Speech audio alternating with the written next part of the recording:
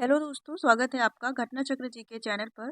आज के वीडियो में UP triple SC junior assistant का जो अभी एग्ज़ाम होने वाला है, जिसमें से जूनियर असिस्टेंट कनिक सहायक और लिपिक और सहायक स्तर का जो पद है, इस पर जो परीक्षा आयोजित होने वाली है, उससे ही रिलेटेड ये प्रैक्टिस सेट दूसरा रहेगा। इसमें आपको हिंदी, जीएस, रीजनिंग और यूपी जीके और कंप्यूटर के क्वेश्चन पूरा 100 क्वेश्चन आपको इसमें देखने को मिलेंगे। अगर आप तैयारी कर रहे हैं तो आप प्रैक्टिस सेट के रूप में ये घटना चक्र का ये प्रैक्टिस सेट सॉल्व कर सकते हैं। तो चलिए वीडियो को स्टार्ट करेंगे। ये वीडियो दूसरा रहेगा और इससे पहले एक और वीडियो अपलोड किया जा चुका है। उसमें थोड़ी मिस्टेक हो गई थी क्योंकि मैंने 20-20 क्वेश्चन बता दिए थे सभी जो सब्जेक्ट हैं, लेकिन हिंदी के 30 क्वेश्चन आते हैं इसमें और रीजनिंग के 15 क्वेश्चन, जीएस से 15 क्वेश्चन है और कंप्यूटर के भी 15 क्वेश्चन हैं और कुछ जो क्वेश्चन बचते हैं वो करंट अफेयर में पूछे जाते हैं। तो चलिए वीडियो को स्टार्ट करते हैं। इसमें पहला क्वेश्चन देखेंगे। पहला सेक्शन जो रहेगा हिंदी के क्वेश्चन रहेंगे स्टार्टिंग के 30।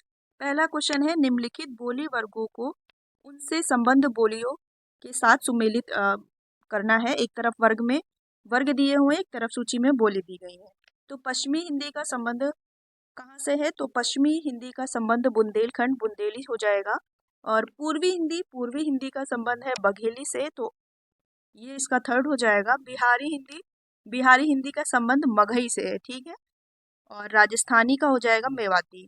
तो ये हिंदी भाषा के वर्ग हैं और संबंधित इसका क्षेत्र बताना था, तो इसमें उस हिसाब से राइट आंसर हो जाएगा option number B is the correct answer. अगर इसमें जो आपको क्वेश्चन आते हो तो क्वेश्चन को वीडियो में पॉज करके आप खुद से सॉल्व करने की कोशिश करिए, और नहीं आ रहा है तो फिर उसको वीडियो को प्ले करके आगे देखते रहेंगे। चलिए अगला क्वेश्चन देखेंगे। हिंदी भाषा किस लिपि में लिखी जाती है? तो जो हिंदी भाषा है ये देवनागरी लिपि में लिखी जाती है।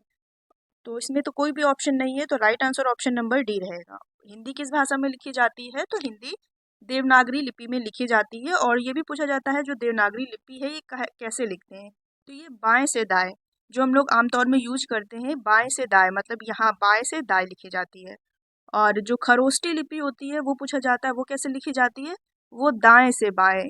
वो कहाँ से लिखी जाती है? दाएं से बाएं लिखी जाती है, यहाँ से मतलब दाएं से बाएं लिखी जाती है। और तो इसका राइट आंसर हो जाएगा ऑप्शन नंबर डी, क्योंकि कोई भी ऑप्शन में नहीं है।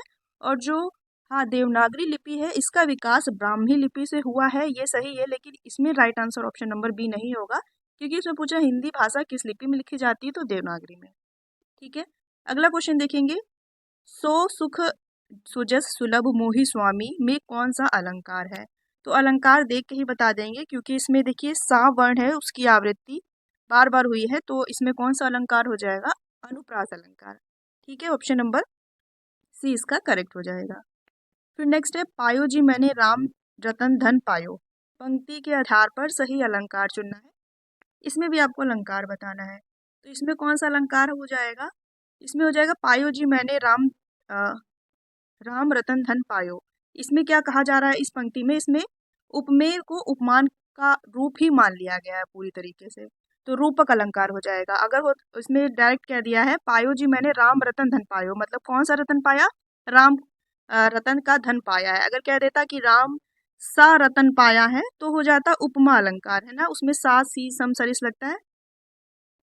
तो और इसमें कह दिया है कि राम रतन धन पायो ही, तो हो जाएगा रूपक अलंकार। इसमें क्या किया गया? अभेद रही तुलना कर दी गई है, तो ऑप्शन नंबर इसका सी करेक्ट हो जाएगा। फिर नेक्स्ट देखेंगे। नीति निपुण शब्द में कौन सा समास है? तो इसमें समास का उदाहरण कौन सा हो जाएगा? Example option number A correct हो जाएगा, नीति निपुण। अगर इसको हम तोड़ेंगे तो नीति में निपुण, है ना, क्या तोड़ेंगे? नीति में निपुण, नीति में कुशल, है ना। तो इसमें कौन सा समास हो जाएगा? तत्पुरुष। और तत्पुरुष के अंदर कौन सा समास हो जाएगा अगर पूछे जाएगा कभी एग्जाम में? तो अधिकरण तत्पुरुष, क्योंकि हाँ जो इसको तोड़ा जा अगर इसको तोड़ा गया है शब्द को नीति में निपुण, तो में पर किस में आ जाता है? अधिकरण कारक में। तत्पुरुष में जैसे कि 6 प्रकार के होते हैं। कर्ता ने कर्म ने नहीं उसमें होता है, कर्ता वाला नहीं ऐड किया जाता है। कर्म को करण से के द्वारा संप्रदान के लिए अपदान से अलग होना, संबंध का के की अधिकरण में पर। तो इस प्रकार से अगर तत्पुरुष समास के अंदर का पूछेगा तो अधिकरण तत्पुरुष समास हो जाएगा, नीति में निपुण, है ना। तो ऑप्शन नंबर इसका बी करेक्ट हो जाएगा, ए करेक्ट हो जाएगा। फिर अगला क्वेश्चन है किसी भाव या शब्द की व्याख्या करने के लिए उस अंश को मूल वाक्य से अलग रखने के लिए किस चिन्ह का प्रयोग किया जाता है। फिर से पढ़ें। किसी भाव या शब्द की व्याख्या करने के लिए उस अंश को मूल वाक्य से अलग रखने के लिए किस चिन्ह का प्रयोग किया जाता है। तो कौन सा चिन्ह प्रयोग किया जाता है? कोष्टक। ये जान रहे होंगे, कोष्टक, ब्रैकेट जिसे कहते हैं। जैसे कोई लाइन यहाँ पर लिखी गई है तो उसको अगर हमें उस अंश के मूल को अगर हमें शब्दों में समझाना है तो वो हम कोष्टक के अंदर लिख कर समझा सकते हैं। ठीक है, तो ऑप्शन नंबर इसका कौन सा राइट हो जाएगा? Option number B. ठीक है, और निर्देशक ये होता है, और अर्धविराम क्या होता है? अर्धविराम ये हो जाता है सेमी कॉलन जिसे कहते हैं। अल्प विराम सिर्फ कॉमा हो जाता है। पूर्ण विराम ये हो जाता है। उद्धरण चिन्ह क्या हो जाता है? जिसको हम लोग इन्वर्टेड कॉमा के नाम से जानते हैं ना, ये इन्वर्टेड कॉमा। चलिए अगला देखेंगे, इसका right answer option number B हो जाएगा। फिर है संधि विच्छेद। पुष्पांजलि। पुष्पांजलि में पूछ रहा है कौन सी, इसका सही संधि विच्छेद क्या हो जाएगा? तो पुष्प प्लस अंजलि, ऑप्शन नंबर इसका ए करेक्ट हो जाएगा। यदि पूछा जाए ये किस प्रकार की संधि का उदाहरण है, तो ये हो जाएगा हमारा दीर्घ संधि का उदाहरण, क्योंकि इसमें अगर हम पुष्प अंजलि तोड़ेंगे तो ये छोटा आ मिलकर क्या बना रहा है? बड़ा आ। ठीक है, तो पुष्पांजलि में हो जाएगा दीर्घ संधि, और ऑप्शन नंबर इसका ए करेक्ट हो जाएगा। फिर देखेंगे अगला, निम्नलिखित में से किसका प्रयोग सरकारी स्तर पर अधिकतर भारतीय गजटों में प्रकाशित सरकारी नियम, आदेश, अधिकार और नीतियों की सूचना के प्रसंग में होता है? तो ये पत्र लेखन से संबंधित क्वेश्चन है, उस टॉपिक से। तो इसका राइट आंसर हो जाएगा ऑप्शन नंबर बी, अधिसूचना। ठीक है, जो अधिसूचना है इसे सरकारी स्तर पर अधिकतर भारतीय गजटों में प्रकाशित सरकारी नियम, आदेश, अधिकार, नियुक्तियों की सूचना के प्रसंग में क्या यूज किया जाता है? अधिसूचना, उसके जरिए जारी की जाती है। फिर नेक्स्ट क्वेश्चन है, ने किस कारक का चिन्ह है? तो जो कारक चिन्ह विभक्ति पढ़ते हैं तो कर्ता ने, शुरुआत कहाँ से होती है? कर्ता ने, इसका चिन्ह हो जाएगा कर्ता। इसका right answer option number A correct हो जाएगा। फिर है कौन सा वाक्य आसन्न भूतकाल में है? आसन्न भूतकाल, जो भूतकाल जैसे जो कार्य जस्ट अभी समाप्त हुआ हो, तुरंत ही समाप्त हुआ हो, वो हो जाता है हमारा आसन्न भूतकाल। तो इसमें सही आंसर देखें, पहले सारे पढ़ते हैं। तू आता तो मैं जाता, ये भी नहीं है। मोहन आया, सीता गई, फिर है वह आया था, फिर है मैंने आम खाया है। तो इसमें आसन्न भूतकाल हो जाएगा मैंने आम खाया है, क्योंकि आम खाया है, खाकर उसको खत्म भी कर दिया है, वो कार्य हो भी चुका है, और मैंने आम खाया है मतलब जस्ट अभी ही आम खाया है। तो इसका right answer option number D इन सभी ऑप्शनों के हिसाब से सही हो जाएगा। फिर है प्रेरणा स्टूडियो जाएगी में काल का भेद बताइए। काल बताना है, प्रेरणा स्टूडियो जाएगी। तो भविष्य काल ही ये तो दिख रहा है, लेकिन दो ऑप्शन है ना, संभाव और सामान्य। तो इन दोनों में से कौन सा हो जाएगा? सामान्य भूतकाल। ऑप्शन नंबर बी करेक्ट हो जाएगा। यदि इसमें कहता कि प्रेरणा स्टूडियो प्रेरणा स्टूडियो जाएगी, तो ये हो गया सामान्य। प्रेरणा स्टूडियो जा सकती है या जाएगी, जाएगी अगर पूरा हो जाएगा तो संपूर्ण भविष्यकाल में चला जाएगा। और संभावना, जब संभावना व्यक्त की जाएगी, प्रेरणा स्टूडियो जा सकती है या हो सकता है कि प्रेरणा स्टूडियो जाए, तो उसमें हो जाएगा संभाव भविष्यकाल। तो इसमें right answer option number B ही है। फिर अगला क्वेश्चन है, राम ने कहा कि मैं घर जाऊंगा। मैं घर जाऊंगा कौन सा उपवाक्य है? तो इसमें जो उपवाक्य हो जाएगा ये हो जाएगा ऑप्शन नंबर एक, संज्ञा उपवाक्य। इसमें जो सेंटेंस दिया गया है ये घर जाऊंगा, तो ये किसके अंतर्गत आएगा? संज्ञा उपवाक्य के अंतर्गत ये आएगा। और जैसे कि इसमें विशेषण हो जाता, जिसमें संज्ञा और सर्वनाम की विशेषता जहाँ बताई जा रही है वहाँ पर विशेषण उपवाक्य हो जाता। लेकिन इसमें क्या है? संज्ञा उपवाक्य। ये क्या होता है संज्ञा उपवाक्य? ये शब्दों का ऐसा समूह होता है जो अपना विशेष उद्देश्य तथा अपना जो उद्देश्य और विधेय होता है ये अपना अलग रखते हैं, और एक प्रकार का ये एक संज्ञा का कार्य करता है। ठीक है, तो उस हिसाब से ये हो जाएगा घर जाऊंगा किसमें चला जाएगा? संज्ञा उपवाक्य में। फिर देखेंगे अगला क्वेश्चन, कर्म के आधार पर क्रिया के कितने भेद होते हैं? तो कर्म के आधार पर क्रिया के दो भेद होते हैं, कौन कौन से? सकर्मक और अकर्मक। तो ऑप्शन नंबर इसका करेक्ट हो जाएगा डी। यदि यहाँ पर पूछ लेता कि रचना के आधार पर, तो रचना के आधार पर 5 होते हैं और कर्म के आधार पर 2 होते हैं। तो जो रचना के आधार पर है ये कौन कौन से होते हैं, उसमें से कौन कौन से आएंगे? तो सामान्य आ जाएगा एक, सामान्य क्रिया और संयुक्त क्रिया, फिर तीसरी हो जाएगी नाम धातु क्रिया, चौथी हो जाएगी प्रेरणार्थक क्रिया, पांचवी हो जाएगी पूर्णकालिक क्रिया। ठीक है, वो कर्म ये रचना के आधार पर 5 होती है, कर्म के आधार पर 2, सकर्मक और अकर्मक। फिर अगला क्वेश्चन है भोर का तारा एकांकी के लेखक कौन है। लेखक रचना पूछी जा रही है, तो भोर का तारा इसके जो हमारे लेखक हो जाएंगे ये जगदीश चंद्र माथुर। ठीक है, ऑप्शन नंबर बी करेक्ट हो जाएगा। भोर का तारा एकांकी के लेखक कौन है, जगदीश चंद्र माथुर। फिर अगला क्वेश्चन है मेरा छोटा भाई प्रशांत धार्मिक पुस्तकें अधिक पढ़ता है। इस वाक्य में विधेय का विस्तार है। तो उद्देश्य वाक्य में दो होते हैं, उद्देश्य और विधेय। तो जो इसमें पूछा जा रहा है, ये क्या पूछा जा रहा है, वाक्य में विधेय विस्तार। तो विधेय हो जाएगा हमारा धार्मिक पुस्तक, धार्मिक पुस्तकें अधिक पढ़ता है। तो धार्मिक पुस्तकें अधिक वाला है, तो ऑप्शन नंबर बी इसका राइट हो जाएगा। और जो हमारा उद्देश्य हो जाएगा वो हो जाएगा मेरा छोटा भाई प्रशांत। इसमें विधेय पूछा था, तो सब इंग्लिश ग्रामर में जो सब्जेक्ट और प्रिडिक्ट होता है, तो धार्मिक पुस्तकें अधिक। ठीक है, ऑप्शन नंबर इसका बी करेक्ट हो जाएगा। फिर अगला क्वेश्चन देखेंगे, 16वां क्वेश्चन है विलोम की दृष्टि से इसमें शुद्ध युग्म बताना है। जो विलोम शब्द है देखेंगे, पहले सारे पढ़ेंगे, इसमें सही बताना है। तो सही एक ही होगा, बाकी 3 गलत होंगे। तो विराग का जो विलोम शब्द होगा वो विराग का क्या होता है, अनुराग। तो ये हो गया, ये भी गलत है, मतलब विराग का क्या होता है विलोम, अनुराग। फिर है सरस, तो सरस का होता है नीरस, ये भी गलत है। फिर है अर्वाचीन, तो अर्वाचीन का विलोम शब्द क्या होता है, प्राचीन होता है, तो ये भी गलत है, ये भी गलत है। तो फिर एक ही सही होगा, सही युग्म हो जाएगा संयुक्त का वियुक्त, ये विलोम शब्द का सही उदाहरण है। फिर नेक्स्ट है पर्याय शब्दों का कौन सा समूह सही नहीं है। तो कौन सा समूह सही नहीं है, पहले सारे देखने पड़ेंगे। पाठशाला विद्यालय स्कूल, ये सही है। नारी महिला औरत, ये भी सही है। पहाड़ पर्वत पुस्तक, तो ये तो गलत ही है, ऑप्शन नंबर सी राइट हो जाएगा। और आग अग्नि अनल, ये भी सही है समूह। फिर अगला क्वेश्चन है जिस वाक्यों में कर्ता की प्रधानता होती है, लिंग वचन प्रायः कर्ता के अनुसार प्रयुक्त होते हैं, वे वाक्य क्या कहलाते हैं। तो वो वाच्य का है, तो ये कर्तवाच्य हो जाएगा जिसमें कर्ता की प्रधानता होती है। और जिसमें कर्म की प्रधानता होती है वो कर्मवाच्य हो जाएगा, जिसमें भाव की प्रधानता होती है वो भाववाच्य हो जाएगा।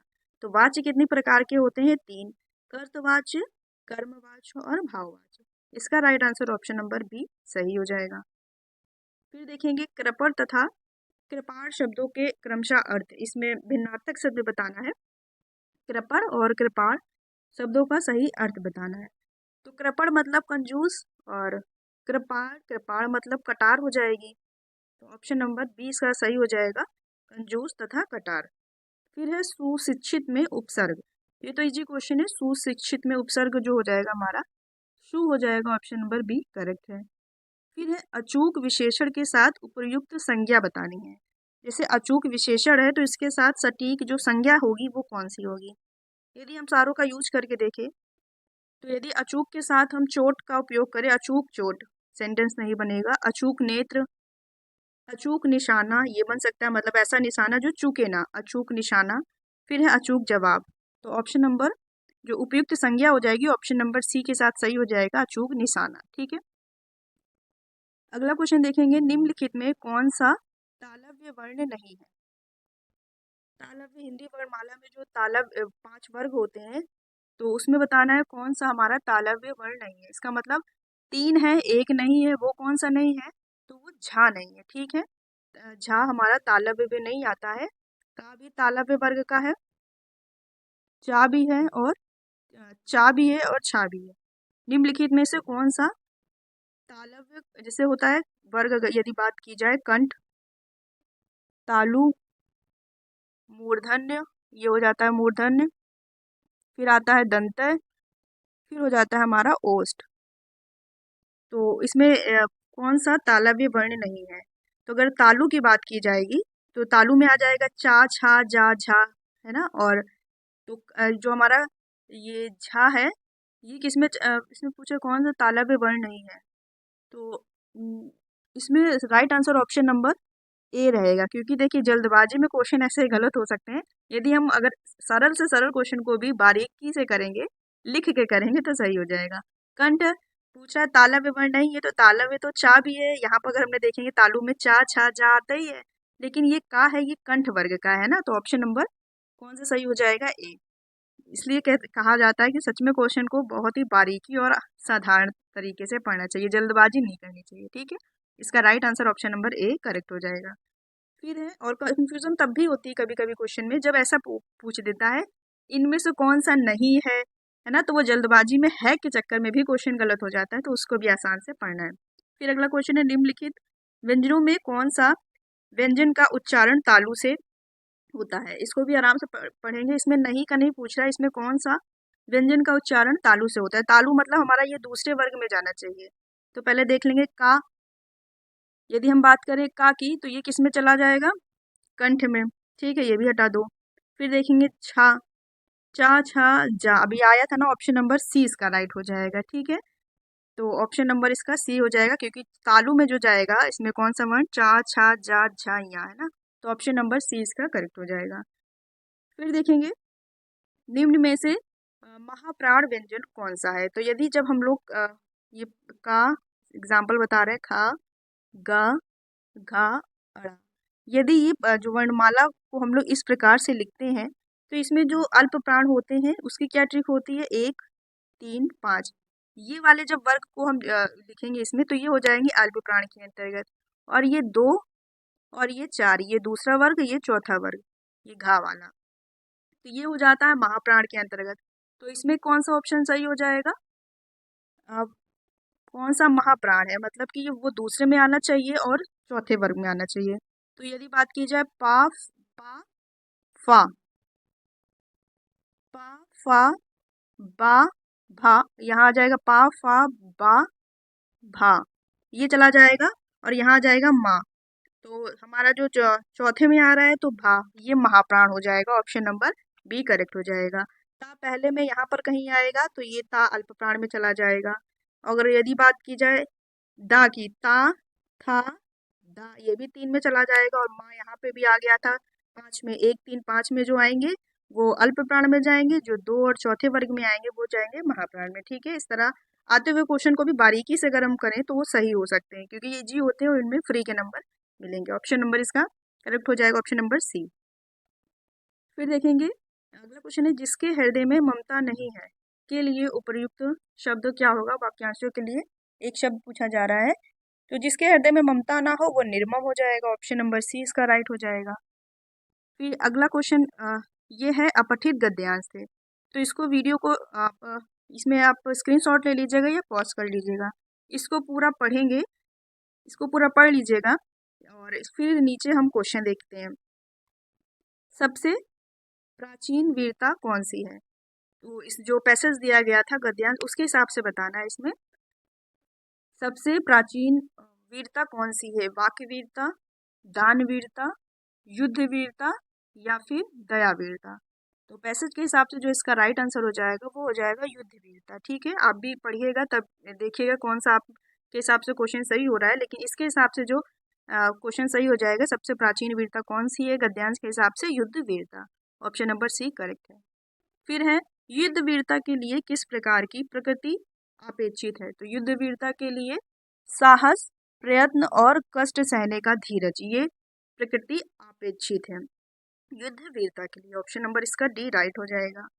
फिर है उत्कंठापूर्ण आनंद किसके अंतर्गत लिया जाता है, तो उत्कंठा आनंद किसके अंतर्गत लिया जाता है, तो इसका राइट आंसर हो जाएगा उत्साह के अंतर्गत। ठीक है, ऑप्शन नंबर ए इसका राइट हो जाएगा।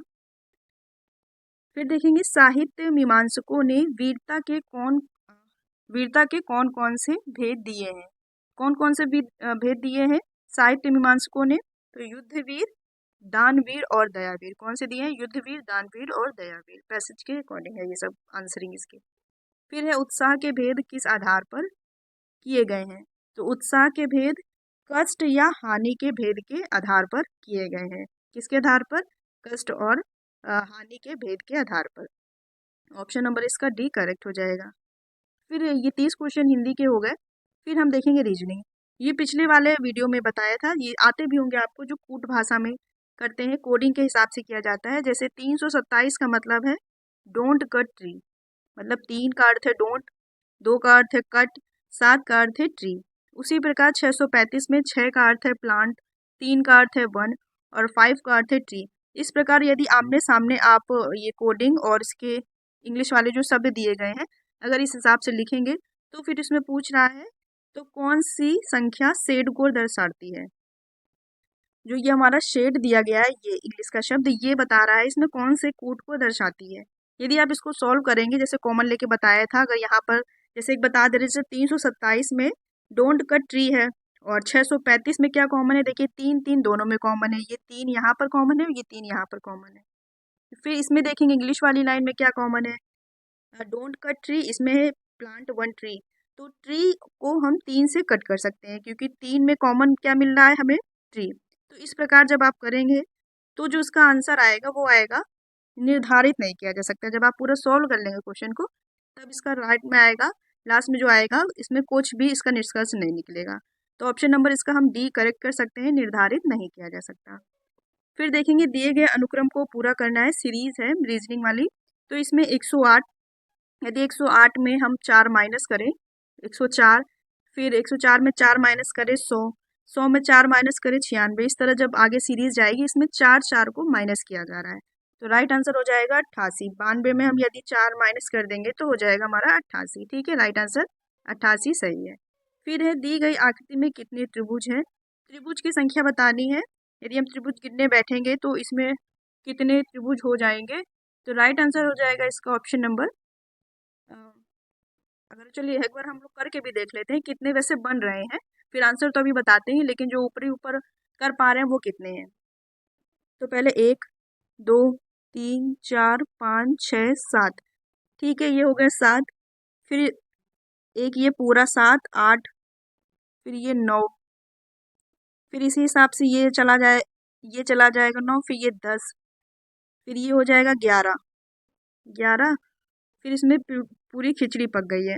11 के बाद फिर कौन सा निकल के आएगा, फिर आ जाएगा ये वाला, ये अभी सिंगल सिंगल गिने गए थे लेकिन यदि हम इसको एक करके देखें ये हो जाएगा 12 12, और लेकिन आंसर के हिसाब से इसमें 15 है, 2 और छुपे हैं। यदि आप लोग करेंगे तो इसमें निकल आएंगे, इसको अच्छे से करेंगे। ठीक है, right answer option number B correct हो जाएगा। फिर देखेंगे दिए गए प्रश्न में एक कथन और उस पर आधारित 2 निष्कर्ष दिए गए हैं। आपको कथन को सत्य मानते हुए चाहे, अच्छा कथन निष्कर्ष है, चलिए इसमें पढ़ेंगे पहले कथन को। शहरी क्षेत्र के निजी स्कूलों में शिक्षा का स्तर नगर निगम और ग्रामीण क्षेत्र में जिला परिषद द्वारा संचालित स्कूलों में से कहीं अधिक बेहतर है। ठीक है, निष्कर्ष देखेंगे, नगर निगम और ग्रामीण क्षेत्रों में जिला परिषद को अपने स्कूलों में शिक्षा के स्तर में सुधार करने के लिए गंभीर प्रयास करने चाहिए। ये सही है, उसी से रिलेटेड है, मतलब जो निष्कर्ष होना चाहिए कथन से मिलता जुलता होना चाहिए। फिर है नगर निगम और ग्रामीण क्षेत्रों में जिला परिषद के सभी स्कूलों को तुरंत बंद कर देना चाहिए। तो ये बंद कर देने जैसी बात अनुचित है क्योंकि ये कहीं ना कहीं कथन में नहीं दिया गया है। तो जो निष्कर्ष है इसका केवल एक निष्कर्ष से सही हो जाएगा। ठीक है, ऑप्शन नंबर ए करेक्ट हो जाएगा। फिर देखेंगे ये भी कथन निष्कर्ष है, इसमें बताना है 35वां क्वेश्चन है, कुछ पक्षी कीट हैं, तो कुछ पक्षी जो हैं ये हमने कीट में बंद कर दिए, कुछ पक्षी कीट हैं। फिर है सभी पक्षी तितलियां हैं, जो ये सभी पक्षी हैं ये हमारी चली जाएंगी तितलियों में, तो ये एक हम इसको सर्कल कर देंगे, ये हमारा पक्षी हो गया और ये सभी पक्षी तितली हैं। ठीक है, सभी कीट सर्प हैं, तो सभी कीट जो ये बनाया था कीट वाला ये सर्प में चले जाएंगे। ठीक है, फिर देखेंगे इसके परिणाम जो निष्कर्ष दिए गए हैं, कुछ सर्प पक्षी हैं, कुछ सर्प ये पक्षी हैं, सही है। ठीक है, फिर अगला है निष्कर्ष, कुछ तितलियां कीट है, कुछ तितलियां ये कीट है, हाँ इस घेरे पे आ रहा है तो ये भी सही हो जाएगा। फिर है कुछ सर्प तितलियां हैं, कुछ ये सर्प तितलियां हैं, ये वाला घेरा इससे टच कर रहा है, ये भी ठीक हो जाएगा, तीसरा भी ठीक हो जाएगा। फिर है कुछ कीट पक्षी हैं, कुछ कीट पक्षी है ही, तो ये भी सही हो जाएगा। तो सभी सही है। ठीक है, ऑप्शन नंबर इसका करेक्ट हो जाएगा सी, इसमें सभी निष्कर्ष सही है। फिर देखेंगे इसमें फिल इन द ब्लैंक्स बताना है। 8 6 12 का संबंध से 216 आया है, 4 12 3 से क्या आएगा। यदि देखा जाए तो 8 6 48, मतलब इनका इनका गुणा करके फिर जोड़ेंगे, 8 6 48। ठीक है, फिर अगला यदि देखें तो 12 कितना होता है, 12 72 होता है, उसको भी रख लेंगे। फिर आपस में गुणा करना है ना, तो 12 8 कितना होता है, तो 12 8 96 होता है। यदि हम इनको जोड़ेंगे तो देखिए 216 आएगा, यदि हम इनको जोड़ेंगे तो 216 प्राप्त होगा। ठीक है, चलो ये सीरीज बन रही है, 216 मिल रहा है। फिर हम फिल इन द ब्लैंक्स वाला देखेंगे तो 22 चौको कितना हो जाएगा, 44। चलिए यहाँ लिख लेते हैं 44। फिर 22 तिया हो जाएगा हमारा 66। ठीक है, और 4 तिये 12। यदि हम 44 और 22 चौको 44 नहीं होगा, यदि गलत हो गया, यदि देखा जाए 22 चौको होता है 88, है ना, तो ये गड़बड़ हो गया है। तो 22 अट्ठे 88 सही है, और 22 तिये 66 ये भी सही है, 4 तिये 12 सही है। चलो इसको अगर यदि जोड़ा जाए 88 66 और 12 को, तो क्या मिलेगा, 166। तो ये ऑप्शन में दिया हुआ है, तो ऑप्शन नंबर सी करेक्ट हो जाएगा। ठीक है, फिर अगला क्वेश्चन देखेंगे। लड़कों की एक पंक्ति में राहुल, जो राहुल है ये प्रारंभ से 12वें स्थान पर है, यहाँ से ये राहुल प्रारंभ से 12वें स्थान पर है। फिर किसका नाम है, फिर कौन बैठा है, तथा मनोज अंतिम से 8वें स्थान पर है। मनोज जो है अंतिम से 8वें स्थान पर है। ठीक है, और फिर है यदि साकेत जिसका स्थान अंतिम से 18वां है, अंतिम से 18वां मतलब यहाँ कहीं 18वां है साकेत, ये ऐसे है, ये साकेत है, अंतिम से इसका स्थान 18वां है। तो मनोज और राहुल और मनोज के मध्य, मतलब राहुल ये और मनोज के मध्य ठीक बैठा, ठीक बीचों बीच बैठा है कौन, ये साकेत, ये भी सही है। तो उस पंक्ति में कुल कितने लड़के हैं। यदि बात की जाए, ये है इसका, चलो छोर है, ये इस किनारे से 18वें स्थान पर यदि साकेत बैठा हुआ है, तो यहाँ बीच में यदि देखें तो कितने बंदे हो जाएंगे, यहाँ पर 9 बंदे बैठे हैं बीच में। ये मतलब ये मनोज और ये कौन साकेत के मध्य, ये यदि किनारे से 8वां है मनोज, और यही किनारे से ही साकेत का 18वां है, तो इसके बीच में 9 आदमी बैठे हुए हैं। तो यदि बीचों बीच है तो 9 आदमी यहाँ भी हमको मिल जाएंगे। ठीक है, 9 आदमी इस तरफ भी बैठे हैं और 9 आदमी इधर बैठे हैं, और बीच में साकेत बैठा है। तो कुल कितने व्यक्ति हो जाएंगे इसमें, यदि हम जोड़े 18 12 और 18, यदि एक किनारे से यहाँ से और एक को यहाँ से, 12 18 हमें कितने मिल गए, 30। 12 और 18 ये हो जाएंगे 30, और जो बीच में बैठे हैं ये 9, तो हो जाएगा 39। कितने व्यक्ति 12 और 18, ठीक है, इसमें कितने व्यक्ति हो जाएंगे, 12 18 हो गया 30, और कुल व्यक्ति पूछ रहा है, तो हमने ये वाले तो काउंट कर लिए ही, शुरुआत से 12 हो गए, यहाँ से हमारे 18 हो गए, क्योंकि ये 9 तो इसमें इंक्लूड हो गए, और जो ये इधर जो इधर मध्य वाले बैठे थे 9, तो ये और इंक्लूड हो जाएंगे। तो इसमें टोटल कितने हो जाएंगे, 39। ऑप्शन नंबर इसका सी करेक्ट हो जाएगा। यहाँ से 12 हो गए, यहाँ से 18 हो गए, ये बीचों बीच में था, तो 9 यदि यहाँ है तो 9 यहाँ भी होंगे, तो 30 में 9 और ऐड कर देंगे तो 39 हो जाएगा। ठीक है, ऑप्शन नंबर इसका सी करेक्ट हो जाएगा। फिर अगला क्वेश्चन देखेंगे, इसमें क्रम बताना है, इसमें सही क्रम हमारा कौन सा है। तो पहले क्या होगा, पहले विज्ञापन होगा, फिर होगा क्या, आवेदन। सही, जैसे परीक्षा यदि होती है तो पहले विज्ञापन आता है, फिर आवेदन किया जाता है उसका, फिर प्रोबेशन परीक्षा होती है, विज्ञापन, आवेदन, फिर साक्षात्कार, फिर हो जाएगा चयन, फिर हो जाएगा नियुक्ति, फिर हो जाएगा प्रोबेशन, मतलब परिवक्षा, अंतिम स्टेज जो होता है।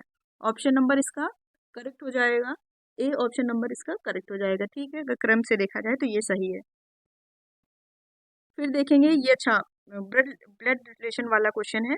एक आदमी को चित्र के देखते हुए इरफान ने कहा, चलिए ये इरफान बना देते हैं, ये है इरफान, और कोई आदमी का चित्र यहाँ पर ले लेते हैं, फोटो तस्वीर ऐसी होती है ना, फ्रेम वाली। चित्र को देखते हुए कहा, उसकी माँ मेरे बेटे के पिता की पत्नी है। उसकी माँ मतलब इस तस्वीर की जो माँ है, तस्वीर की माँ है, तो चलो माँ को हम लोग एक स्टेज ऊपर रखते हैं, उसकी माँ यहाँ हो जाएगी। माँ को चलो सर्कल से दिखाते हैं, उसकी माँ मेरे बेटे, उसकी माँ मेरे बेटे, इसका बेटा होगा तो कहीं ना कहीं नीचे ही आ जाएगा, बेटे,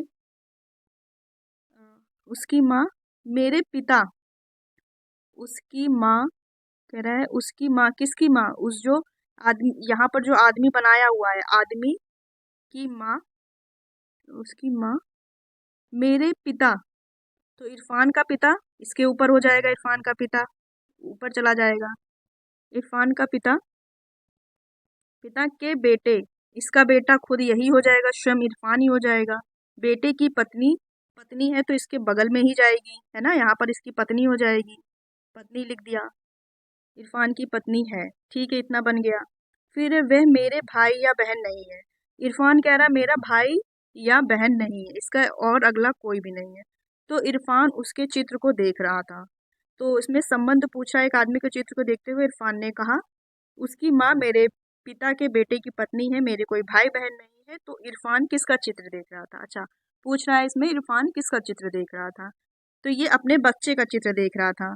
ये जब इसने यहाँ पर बताया था, कौन सा संबंध बताया था? उसकी माँ मेरे बेटे के पिता के बेटे की पत्नी है, बेटा जब दिखाया था ना, बेटे की पत्नी, तो ये तो यही हो गया, ये पति पत्नी हो गया, ये इसका बेटा हो गया। तो जो तस्वीर देख रहा था ये किसकी देख रहा था? अपने बच्चे की। इसमें पिता तो चलो ऊपर चला गया, ऊपर का कोई रिलेशन बताया नहीं, अब भतीजा नहीं होगा, पोता नहीं होगा। ठीक है, ऑप्शन नंबर इसका ए करेक्ट हो जाएगा। फिर देखेंगे अगला क्वेश्चन है 40वां। ए बी सी डी तथा ई, ए बी सी डी तथा ई, अच्छा 5 है पुस्तकें एक दूसरे के ऊपर रखी हुई, ये क्वेश्चन बहुत इजी होते हैं। रखी हुई है सी, चलिए ए बी सी, चलो क्रम बनाते हैं। पहले देखिए सी जो है ए तथा बी के मध्य में रखी है, जो सी है ये ए और बी के मध्य में रखी गई है पुस्तक। ठीक है, डी तथा ई एक साथ रखी हुई है, तो डी हमने यहाँ रख दी, ई हमने यहाँ रख दी, डी ई एक साथ रखी हुई है, तथा डी एक साथ रखी है, ई बी के ऊपर रखी हुई है। तो इसको कैसे पढ़ेंगे? बी के ऊपर है ई, ये भी कंडीशन सही है, बी के ऊपर रखी है ई। ठीक है, कौन सी पुस्तक मध्य में रखी है? ये 5 पुस्तक यदि रखी हैं तो मध्य वाली कौन सी मिल गई हमें? बी। तो राइट आंसर इसका क्या हो जाएगा? ऑप्शन नंबर डी करेक्ट है। चलिए अगला क्वेश्चन देखेंगे। निम्न, अच्छा वर्ग आकृति में बताना है, कॉमन जो मिलता है। पहले बस ये नोट कर लेंगे कौन किसको दर्शा रहा है। वर्ग अंतरिक्ष यात्री को दर्शा रहा है, ये हो गया अंतरिक्ष, चलिए ऐसे अंतरिक्ष ऐसे लिख दो, अंतरिक्ष यात्री हो गए। त्रिभुज दर्शा रहा है हमारा तैराक को। ठीक है, फिर है व्रत महिलाओं को दर्शा रहा है, तो जो व्रत है ये महिलाएं हैं, सारी महिला को दर्शाता है। और आयत, आयत ये आयत किसको दर्शा रहा है? ये भारतीयों को दर्शा रहा है, आयत भारतीयों को दर्शा रहा है। ठीक है, भारतीय है ये। अक्षरों का कौन सा समूह उन महिलाओं, अब हमें क्या क्या चाहिए? महिला चाहिए, महिलाओं को दर्शाता है जो भारतीय है या तैराक है, जो भारतीय भी है और तैराक भी है। ठीक है, महिला अगर हमें चाहिए तो महिला में ए बी सी डी आ रहा है। ठीक है, ए बी सी डी हमें किस में मिल रहा है सब? अगर हम ए बी सी डी देखिए, इसमें बी नहीं है, इसमें बी है, सी नहीं है, इसमें तो है ही नहीं। तो तुरंत अगर आंसर देखा जाए तो ऑप्शन नंबर सी हम करेक्ट कर सकते हैं, लेकिन और श्योर कर लें, महिलाएं हमें चाहिए लेकिन उसमें क्या होनी चाहिए? तैराक भी होने चाहिए और भारतीय भी हो। देखिए लिखा है ना, जो तैराक भी हो और भारतीय भी हो, तो तैराक भारतीय, तो ये भारतीय ये आयत वाला मिल रहा है, ये बी और सी में हो जाएंगे भारतीय, और तैराक, तैराक हमको मिल रहा था किसमें? त्रिभुज में, तो त्रिभुज में हो जाएगा डी। ए इसको नहीं लेंगे क्योंकि ये ना तो तैराक है ना ही भारतीय, इसको ना ही तो त्रिभुज में रखा गया है और ना ही आयत में रखा गया है, तो B C D correct answer हो जाएगा। चलिए अगला देखेंगे, कौन सी दी गए प्रश्न में प्रश्न आकृति का सही दर्पण, अच्छा दर्पण, और ये इंडिकेट है नीचे की तरफ कर रहा है, तो हमें नीचे की आकृति चाहिए, तो तुरंत इसी के नीचे बना लीजिए। जैसे है इसको अपोजिट कर दीजिए, पलटना है मतलब, इस तरह तो जाएगा ही। तो पूरा अच्छा डायग्राम नहीं दिख रहा है, चलो फिर से देखते हैं। प्रश्न आकृति के बाद नीचे हम तुरंत से अगर ड्रॉ करें, ये ऐसे आएगा। ठीक है, तो ये दोनों चलो दिख रहे हैं, ये दोनों सही लग रहे हैं, और थोड़ा देखते हैं बारीक से। इसमें ये जो चिन्ह है, ये डार्क करके ट्रायंगल, ये इस साइड में है, तो ये भी इस साइड में ही होगा, ऑप्शन नंबर इसका डी करेक्ट हो जाएगा। यदि इसका जो मिरर ये ऐसे दिया रहता तो हम इधर वाला प्रतिबिंब ढूंढ लेते, तुरंत इधर तुरंत बना लेते तो हो जाता। चलिए अगला क्वेश्चन देखेंगे। सादृश्य पूरा करना है, संबंध बताना है। जिस प्रकार पेज का संबंध पेचकस से है, उसी प्रकार कील का संबंध किससे हो जाएगा? कील कस से पॉलिश से, हथौड़ा से, स्टील से नहीं, हथौड़े से हो जाएगा ना। जैसे पेज को हम लोग पेचकस से खोलते बोलते हैं, तो कील को भी हथौड़ा से ठोकते हैं या निकाला जाता है। ठीक है, ऑप्शन नंबर इसका डी करेक्ट हो जाएगा। फिर देखेंगे सायंकाल 4:30 बजे घड़ी की दो सुइयों को बीच का कोण का मान क्या होगा। अच्छा, ये कोण का मान पूछ रहा है, ये भी बहुत ही सरल होता है, इसमें कुछ नहीं करते हैं। इसमें बस एक छोटा सा फॉर्मूला लगाते हैं, पढ़ा होगा आपने पहले। इसमें रहता है 11m, ये 11 है, 11m माइनस 60 हावर, हावर से हो जाएगा घंटा, m से हो जाएगा मिनट, और पौन में 2। बस हमें इतना करना होता है, और इसका आप लोग खुद करिएगा। ये हमारा हो जाएगा हावर, ये मिनट हो जाएगा, हावर मतलब घंटा। तो 11 इंटू मिनट में जाएंगे तो 30 रख देंगे, माइनस 60 इंटू क्या लेंगे, हावर मतलब 4, और अपॉन में 2। इसको सॉल्व कर देंगे तो जो सॉल्व करने के बाद जो आंसर आ जाएगा इसका, आ जाएगा 45 डिग्री कोण।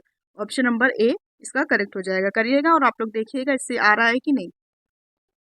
अगला क्वेश्चन देखेंगे, प्रश्नवाचक चिन्ह के स्थान पर अच्छा अगली आकृति पूछ रहा है। तो यदि देखें इसमें 1 और 2 आकृति, ये ठीक है। इसमें 1 2 3, एक एक्स्ट्रा आकृति बढ़ गई। फिर इसमें देखेंगे 1 2 3 4, इसमें 4 आकृति, इसका मतलब अगली जो आकृति होगी वो 1 बढ़ जाएगी, 5वीं हो जाएगी। तो 5वीं तो ये है 1 2 3 4 5। ठीक है, ऑप्शन नंबर बी करेक्ट हो जाएगा। अब हमारा जीएस सेक्शन शुरू हुआ है। इसका पहला क्वेश्चन देखेंगे, महाभारत में वर्णित कुरुक्षेत्र की लड़ाई कितने दिन तक चली थी। तो महाभारत में जो कुरुक्षेत्र की लड़ाई है, पहले ये पता होना चाहिए किसके किसके मध्य हुई थी। तो ये युद्ध कौरवों और पांडवों के मध्य हस्तिनापुर साम्राज्य के सिंहासन के लिए हुआ था, और ये लड़ाई चली थी 18 दिन तक। युद्ध 18 दिन, right answer option number B हो जाएगा, 18 दिन तक। फिर है नेक्स्ट, बुद्ध ने डैश में अपना पहला धर्म उपदेश देते हुए अपने मत की आधारशिला रखी थी। मतलब महात्मा बुद्ध का जो पहला उन्होंने धर्म उपदेश दिया था, ये कहाँ पर दिया था, ये पूछ रहा है। तो पहला उपदेश दिया गया था सारनाथ में, ऑप्शन नंबर इसका डी करेक्ट हो जाएगा। कहाँ पर दिया था, सारनाथ। पहले इसका नाम ऋषिपत्तनम भी था, लेकिन वर्तमान में सारनाथ में इन्होंने अपना प्रथम उपदेश दिया था। और जो एक क्वेश्चन ये भी बनता है कि महात्मा बुद्ध द्वारा जो पहला उपदेश दिया गया था, इस घटना को क्या कहा गया था। तो धर्म चक्र परिवर्तन, नाम याद रखेंगे, धर्म चक्र परिवर्तन। इसी प्रकार से और भी पूछा जाता है, इनकी दो घटनाएं और है। जब ग्रह त्याग की घटना की थी, जब ग्रह त्याग दिया था, तो इस घटना को महाभिनिष्क्रमण कहा गया था। और एक और घटना थी जिसका महापरिनिर्वाण, हाँ, जो महात्मा बुद्ध की मृत्यु हुई थी।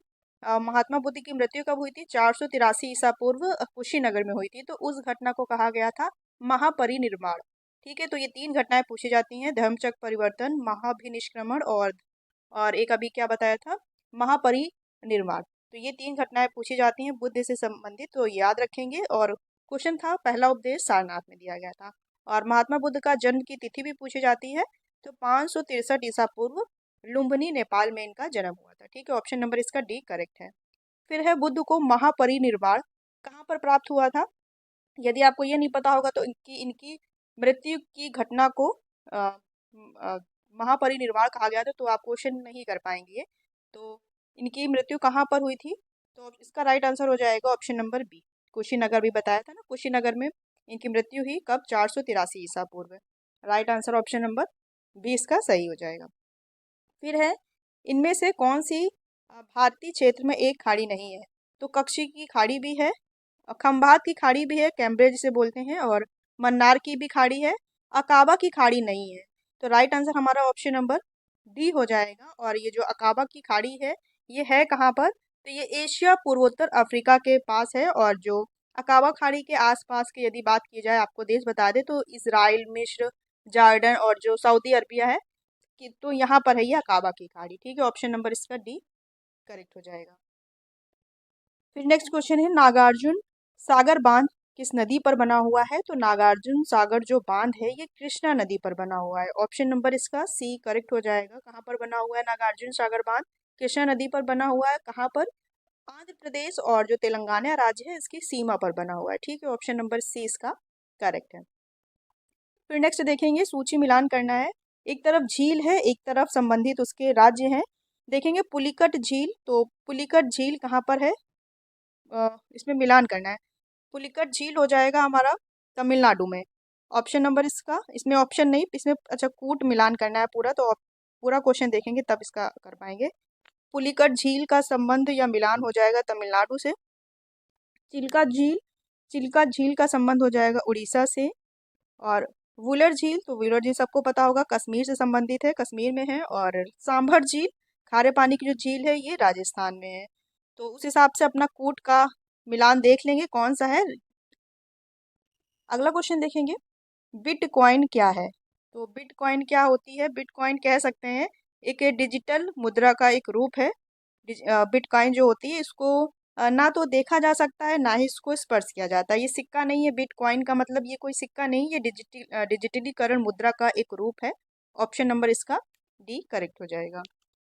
फिर है नेक्स्ट क्वेश्चन, किसके बढ़ने के फलस्वरूप निजी निवेश में वृद्धि की अधिक संभावना होगी।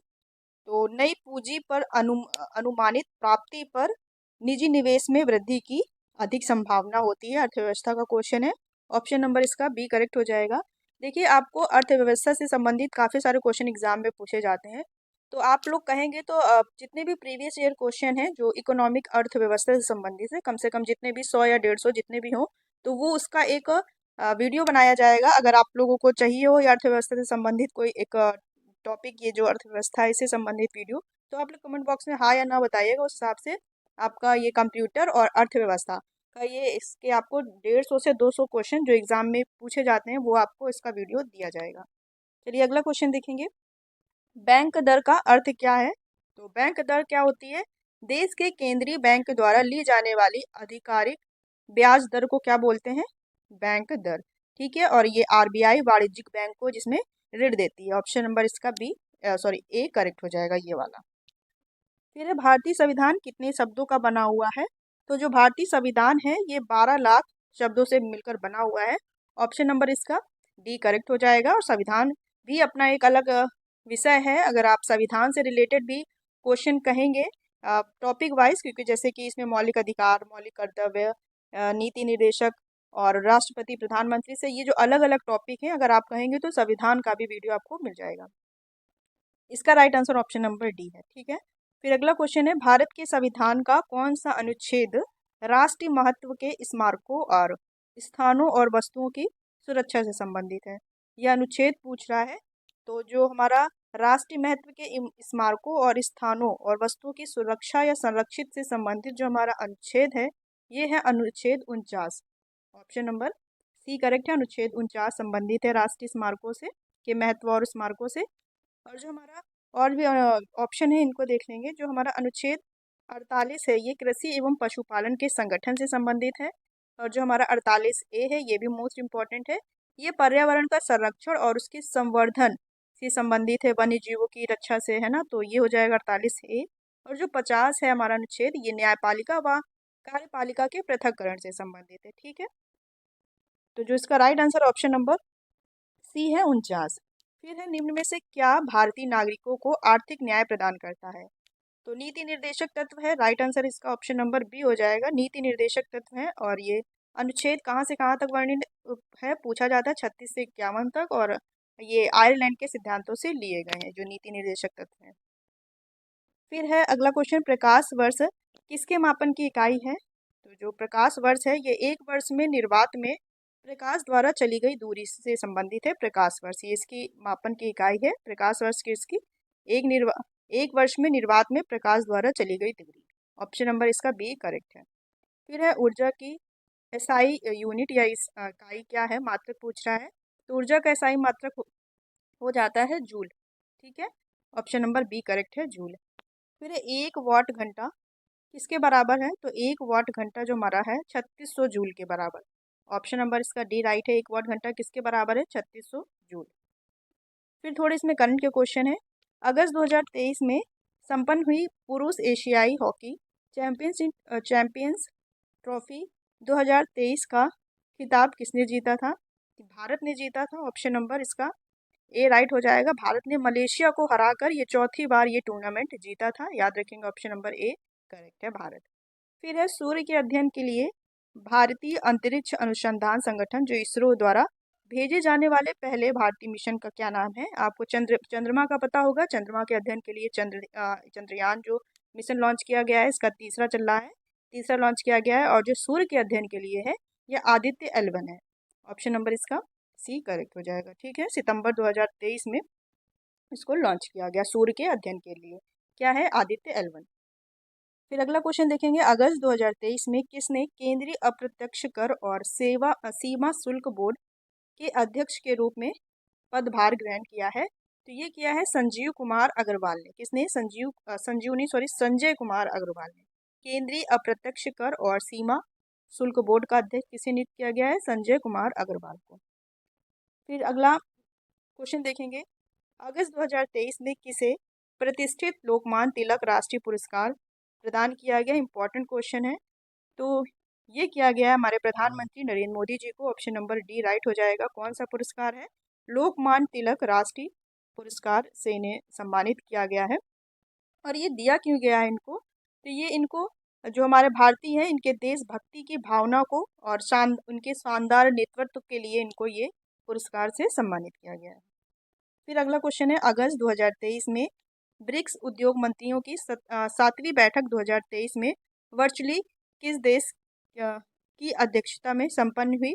तो जो वर्चुअली है ये वीडियोग्राफी से संबंधित है। किस देश के साथ संपन्न हुई है? तो ये दक्षिण अफ्रीका। ऑप्शन नंबर इसका सी करेक्ट हो जाएगा। वहाँ पर दक्षिण अफ्रीका के साथ।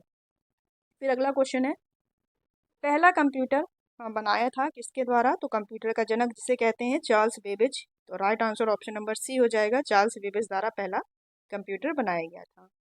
फिर अगला क्वेश्चन है, कंप्यूटर के लिए आईसी चिप्स प्रायः किस पदार्थ की बनी होती है? तो आईसी चिप्स जो मदरबोर्ड में लगती हैं ये बनी होती है सिलिकॉन की।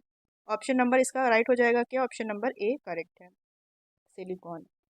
फिर नेक्स्ट क्वेश्चन देखेंगे, कंप्यूटर के बिना काम नहीं कर पाते। तो कंप्यूटर किसके बिना काम नहीं कर पाता? स्कैनर, इंटरनेट या माउस, सबके बिना काम कर सकता है without CPU. Option number D correct हो जाएगा। सीपीयू के बिना ये कार्य नहीं कर सकता है। फिर नेक्स्ट है, निम्न में से कौन पेन ड्राइव का एक उदाहरण है? पेन ड्राइव का एक उदाहरण है। तो पेन ड्राइव मेमोरी के ही अंतर्गत आती है, क्योंकि पेन ड्राइव में हम लोग डाटा सेव करके रखते हैं। तो ये ई रोम किसका उदाहरण है? ई रोम। ई का मतलब क्या है, एग्जाम में पूछा जाता है। तो इरेजेबल रीड ओनली मेमोरी। ठीक है, कौन सी है? Erasable read only memory. और कभी कभी ये भी पूछा जाता है डबल ई रोम का क्या मतलब है? इसमें कह देगा ये वाले ई का क्या मतलब है? तो electric erasable read only memory. ठीक है, ये इसका फुल फॉर्म है। तो इसमें ई रोम आपका राइट आंसर हो जाएगा। ऑप्शन नंबर ए करेक्ट है। फिर है माइक्रोसॉफ्ट ऑफिस है। तो माइक्रोसॉफ्ट ऑफिस क्या है? तो ये है एक application software. Option number A correct है। माइक्रोसॉफ्ट क्या है? ये एक एप्लीकेशन सॉफ्टवेयर है। फिर नेक्स्ट है, टेलेक्स किसका संक्षिप्त रूप है? तो जो ये टेलेक्स है ये संक्षिप्त रूप है टेली प्रिंटर एक्सचेंज। किसका है? Teleprinter exchange. Option number C में है, तो right answer option number C हो जाएगा। फिर है, मेन्यू में डैश की सूची होती है। तो मेन्यू में किसकी सूची होती है? मेन्यू में सारे जो कमांड होते हैं, निर्देश, उसकी सूची होती है। ऑप्शन नंबर इसका डी करेक्ट हो जाएगा। कंप्यूटर से भी 15 क्वेश्चन आते हैं। किसी प्रोग्राम को चित्र के रूप में प्रदर्शित करना क्या कहलाता है? तो किसी प्रोग्राम को चित्र के रूप में प्रदर्शित करने को क्या कहते हैं? Flow chart. As a flow chart में कोई डायग्राम बनाना है, किसी चीज को हम डायग्राम से प्रस्तुत करेंगे तो उसे फ्लो चार्ट के अंतर्गत कहते हैं। तो ऑप्शन नंबर इसका राइट हो जाएगा। ऑप्शन नंबर ए, फ्लो चार्ट से रिप्रेजेंट करते हैं। फिर है, कंप्यूटर में फैलने वाला वायरस है। तो जो कंप्यूटर में फैलने वाला वायरस होता है ये कंप्यूटर प्रोग्राम होता है। ऑप्शन नंबर बी करेक्ट हो जाएगा। और ये जो कंप्यूटर वायरस होते हैं ये यूज़र की अनुमति के बिना ही कंप्यूटर में जो फाइल्स होती हैं उसकी कॉपी बना लेता है और जो अन्य उससे संबंधित फाइल्स है उनको संक्रमित करता है। ठीक है, ऑप्शन नंबर बी करेक्ट हो जाएगा, कंप्यूटर प्रोग्राम। फिर अगला क्वेश्चन है, IPv4 एड्रेस की लंबाई कितने निबल के बराबर होती है? तो इसको यदि आप वैसे तो इसका right answer option number C हो जाएगा, 8 निबल। कैसे? ये जो IPv4 एड्रेस है ये अगर देखा जाए कितने नंबर का होता है? ये 32 बिट नंबर का होता है। 32 बिट, क्योंकि आपको पता होगा कि 4 बिट, जिसने कंप्यूटर पढ़ा होगा वो जान रहा होगा, 4 बिट बराबर होता है 1 निबल। 4 बिट बराबर होता है 1 निबल। तो जो 32 बिट होता है IPv4 में, तो 32 बिट किसके बराबर हो जाएगा? 32 अपॉन, यदि हम 4 करेंगे तो 8 हो जाएगा ना। अब 4 से ये कट जाएगा तो 8 निबल हो जाएगा। तो ऑप्शन नंबर इसका ये पूरा सॉल्व है, लेकिन आप ऐसे याद कर सकते हैं। IPv4 एड्रेस की लंबाई कितने निबल के बराबर होती है? 32 बिट होते हैं, लेकिन निबल की बात की जा रही है तो 8 निबल हो जाएगा। ऑप्शन नंबर सी इसका करेक्ट है। फिर देखेंगे निम्न में से कौन सा एक सर्च इंजन नहीं है? गूगल सर्च इंजन है, अल्ट्रा विस्टा सर्च इंजन है, साइंस डायरेक्टर भी सर्च इंजन है, ऑरकुट है, ये सर्च इंजन नहीं है। क्योंकि ये एक सोशल मीडिया प्लेटफॉर्म है, जो फेसबुक के पहले ऑरकुट चलता था। ऑप्शन नंबर डी करेक्ट हो जाएगा, अब इसका यूज नहीं होता है। ऑरकुट एक सर्च इंजन नहीं है। फिर है next question, V L S I integrated circuit निर्माण करने की एक प्रक्रिया है। VLSI का फुल फॉर्म पूछ रहा है, विस्तारित रूप। तो very large scale integration, option number A correct हो जाएगा। VLSI का फुल फॉर्म क्या है? Very large scale integration. आपको कंप्यूटर से रिलेटेड फुल फॉर्म के भी वीडियो मिल जाएगा इसी चैनल पर, क्योंकि फुल फॉर्म से भी संबंधित काफ़ी सारे क्वेश्चन आते हैं एग्जाम में। फिर देखेंगे निम्न में से कौन सा MS ऑफिस 365 सूट्स का अभिन्न घटक नहीं है? तो जो MS ऑफिस 365 सूट का जो अभिन्न घटक नहीं है, इसका पार्ट नहीं है MS पेंट। ठीक है, ऑप्शन नंबर ए करेक्ट है। एक्सेल भी है, वर्ड भी है और एक्सेस भी है। अगला क्वेश्चन है, MS वर्ड की किसी डॉक्यूमेंट के अंत में किए गए कार्य को अनुक्रिया, मतलब जो किया है उसको मिटाना, अनुक्रिया करने के लिए शॉर्टकट क्या है? शॉर्टकट कीज जो होती है वो हो जाएगी Ctrl Z, जिसे हम लोग अंडू के नाम से भी जानते हैं। ठीक है, ऑप्शन नंबर सी इसका राइट हो जाएगा। फिर देखेंगे वर्ड डॉक्यूमेंट वीडियो या MP3 किसी प्रकार का है? वर्ड डॉक्यूमेंट वीडियो या MP3 किस प्रकार का है? तो ये एक फाइल का प्रकार है। ऑप्शन नंबर सी करेक्ट हो जाएगा, फाइल का प्रकार है।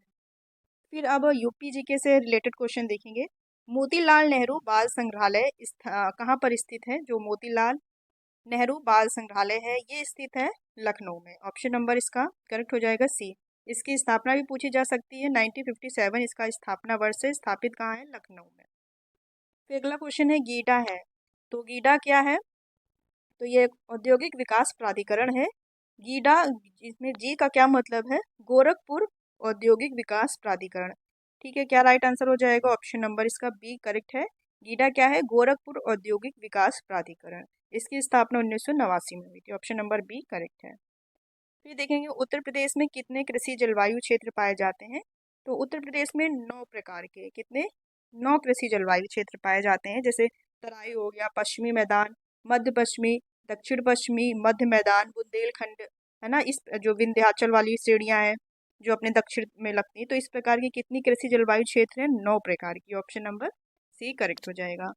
फिर उत्तर प्रदेश में एक बब्बर शेर सफारी स्थापित किया जा रहा है, कहाँ पर?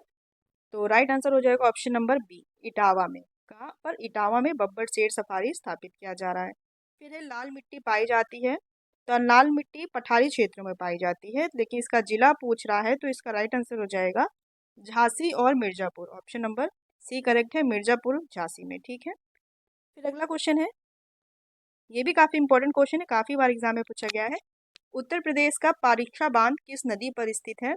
तो जो उत्तर प्रदेश में जो पारीक्षा बांध है ये स्थित है बेतवा नदी पर। कहाँ पर है? ऑप्शन नंबर इसका राइट हो जाएगा बेतवा नदी। फिर अगला क्वेश्चन देखेंगे, और है कहाँ पर? झांसी में। फिर नेक्स्ट है आगरा लखनऊ एक्सप्रेसवे जो है हाईवे की लंबाई कितनी है? तो ऐसे तो क्वेश्चन रेयर होते हैं, कोई भी जो हाईवे इसकी लंबाई नहीं पढ़ के जाता है, लेकिन एग्जाम में आ जाते हैं। तो यूपी में जितने भी हाईवे हैं आप इसकी लंबाई भी देख लीजिएगा। तो राइट आंसर इसका हो जाएगा लगभग 300 किलोमीटर। आगरा लखनऊ एक्सप्रेसवे की हाईवे की लंबाई कितनी है? ये 300 किलोमीटर है लगभग। ऑप्शन नंबर ए करेक्ट है। और कितने जिलों से होकर जाता है? तो ये 10 जिलों से। ठीक है, ये भी पूछा जा सकता है कितने जिलों को कवर करता है? 10। आगरा, फिरोजाबाद, मैनपुरी, इटावा, औरैया, कन्नौज, कानपुर नगर, उन्नाव, हरदोई और लखनऊ जिलों को ये टच करता है, मतलब उससे होकर गुजरता है। फिर अगला क्वेश्चन देखेंगे, निम्नलिखित लोक नृत्यों में कौन सा उत्तर प्रदेश के बुंदेलखंड क्षेत्र का लोक नृत्य नहीं है? पहले सारे देखेंगे, रवाला, बढ़ैया, राई या डांडिया।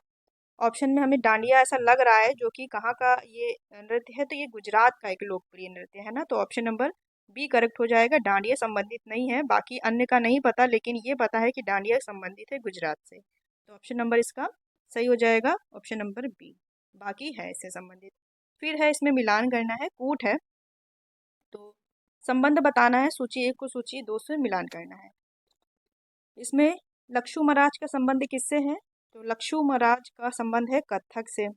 ऑप्शन नंबर इसका मतलब तीसरे पे जाएगा। और जो कौन है अगला? फयाज खान। फयाज खान का संबंध है ये ध्रुपद गायक। ऑप्शन नंबर इसमें ऑप्शन नंबर नहीं, मतलब 1 से संबंध है फयाज खान का।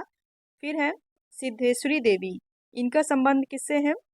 ख्याल गायकी और ठुमरी से है इनका संबंध, तो ये चौथे पे चला जाएगा। लास्ट बच्चा हमारा कौन सा? तलत महमूद। इनका संबंध हो जाएगा गजल गायकी से। ठीक है, आप अपना कूट में इसका मिलान कर लेंगे, वैसे ये इसका सही है मिलान। फिर देखेंगे अगला क्वेश्चन, सैयद सालार मेला आयोजित किया जाता है। तो ये जो सैयद सालार का मेला है ये कहाँ पर आयोजित किया जाता है? बहराइच में। ऑप्शन नंबर इसका ए करेक्ट हो जाएगा। उत्तर प्रदेश में कहाँ पर? बहराइच में ये सैयद सालार मजार है, यहाँ पर इनका मेला आयोजित किया जाता है बहराइच में, सैयद सालार मेला के नाम से। ठीक है, ऑप्शन नंबर इसका ए करेक्ट हो जाएगा। फिर देखेंगे इसमें, फिर नेक्स्ट में भी मिलान है, इसका कूट आप लोग मिलान कर लेंगे, लेकिन जो इसमें दिया हुआ है सही मिलान इसमें ही कर लेते हैं। ठीक है, तो झांसी है। तो झांसी में जिसको नहीं पता भी होगा वो भी कर लेगा कि महारानी लक्ष्मीबाई मेडिकल कॉलेज कहाँ पर है? झांसी में। फिर है कानपुर। तो कानपुर का हो जाएगा GS गणेश शंकर विद्यार्थी मेमोरियल मेडिकल कॉलेज कहाँ है? ये कानपुर में है। फिर अगला है आगरा। तो आगरा में कौन सा है? आगरा में SN मेडिकल कॉलेज है। फिर गोरखपुर में बाबा राघव दास मेडिकल कॉलेज। इसका सही मिलान ये हो जाएगा, अपना आप कूट इसका मिला लेंगे। फिर अगला देखेंगे, गुरु गोविंद सिंह स्पोर्ट्स कॉलेज कहाँ पर स्थित है? तो जो ये गुरु गोविंद सिंह स्पोर्ट्स कॉलेज है ये स्थित है लखनऊ में। ऑप्शन नंबर सी करेक्ट हो जाएगा। कहाँ पर स्थित है? लखनऊ में। इसकी स्थापना 1975 में हुई थी। फिर है अगला, करंट का है, अगस्त 2023 में उत्तर प्रदेश सरकार द्वारा शुरू की गई मुख्यमंत्री सूक्ष्म उद्यमी दुर्घटना बीमा योजना के अंतर्गत सूक्ष्म उद्यमियों को मृत्यु अथवा दुर्घटना से पूर्ण दिव्यांगता की स्थिति में कितनी राशि की वित्तीय सहायता प्रदान की जाएगी? ये योजना अगस्त 2023 में उत्तर प्रदेश सरकार द्वारा लाई गई। क्या नाम है? मुख्यमंत्री सूक्ष्म उद्यमी दुर्घटना बीमा योजना। इसके अंतर्गत कितनी वित्तीय सहायता प्रदान की जाएगी? तो राइट आंसर इसका हो जाएगा ऑप्शन नंबर सी, 5 लाख। ठीक है, ऑप्शन नंबर सी करेक्ट है। फिर नेक्स्ट देखेंगे, अगस्त 2023 में स्वीकृत उत्तर प्रदेश शिक्षा चयन बोर्ड का मुख्यालय कहाँ पर होगा? तो इसका मुख्यालय प्रयागराज में होगा। ऑप्शन नंबर ए करेक्ट है। कहाँ पर? प्रयागराज में। और इसमें एक अध्यक्ष और 12 सदस्य भी रहेंगे, और इन जो ये जो अध्यक्ष और सदस्य हैं इनका कार्यकाल 3 वर्ष या अधिकतम 65 वर्ष की आयु तक रहेगा। फिर है अगला, जुलाई 2023 में उत्तर प्रदेश के किस स्थान ने आत्मघाती ड्रोन तैयार करने की सफलता हासिल की है? मतलब किसने किया है?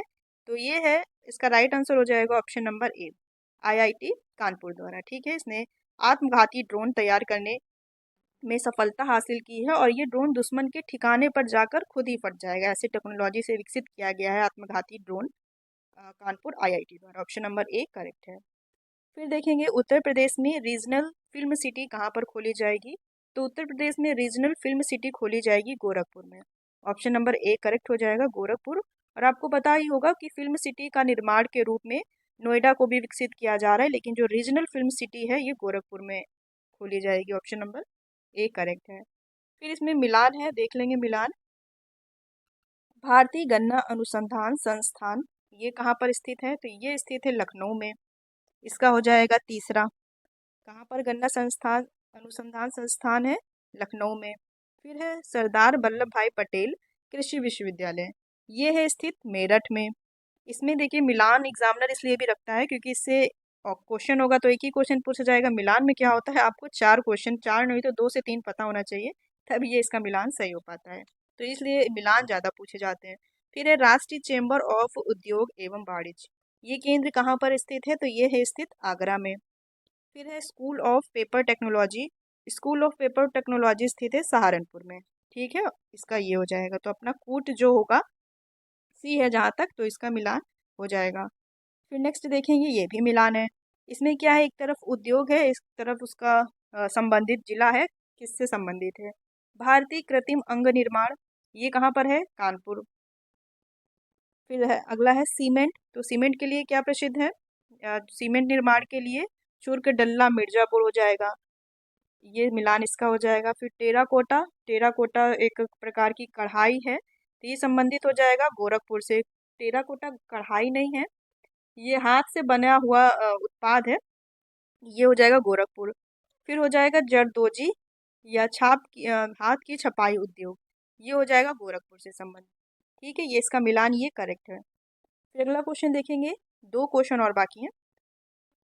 उत्तर प्रदेश नहीं है, अक्टूबर 2021 तक उत्तर प्रदेश राज्य में कुल कितने नगर निगम है? इंपॉर्टेंट क्वेश्चन है, काफ़ी बार एग्जाम में पूछा गया है यूपी के। तो अब वर्तमान में जो यूपी में कुल नगर निगम है, ये 17 है। ऑप्शन नंबर सी करेक्ट हो जाएगा। और ये भी पूछ लिया जाता है नवीनतम इसमें से कौन सा है, तो शाहजहांपुर। कौन सा? शाहजहांपुर है जो कि नवीनतम नगर निगम है। ठीक है। फिर अगला क्वेश्चन है, लखनऊ में स्थित रूमी दरवाजा की ऊंचाई कितनी है? ये भी काफ़ी इंपॉर्टेंट क्वेश्चन है, काफ़ी बार अभी रिसेंटली किसी 1 से 2 साल पहले एग्जाम में पूछा गया है। तो जो लखनऊ में स्थित रूमी दरवाजा की ऊंचाई है, ये है 60 फीट। ऑप्शन नंबर सी इसका राइट हो जाएगा, 60 फीट इसकी ऊंचाई है। और ये बनाई किसके द्वारा गया है, किसके काल में? तो नवाब आसिफ उद दौला के शासनकाल में 1784 से 86 के मध्य ये बनवाया गया था। और इसका एक अन्य नाम भी है, काफ़ी पूछा नहीं जाता है, लेकिन नाम एक अन्य भी है, तुर्की गेट के नाम से भी इसे जाना जाता है। किसे? रूमी दरवाजा को। तो ये थे कुल 100 क्वेश्चन जो कि आपके junior assistant UP triple S C exam से संबंधित हैं। प्रैक्टिस सेट कैसा रहा दोस्तों बताइएगा। अगर वीडियो अच्छा लगा हो तो वीडियो को लाइक कीजिएगा। मिलते हैं आपके साथ किसी नेक्स्ट वीडियो में।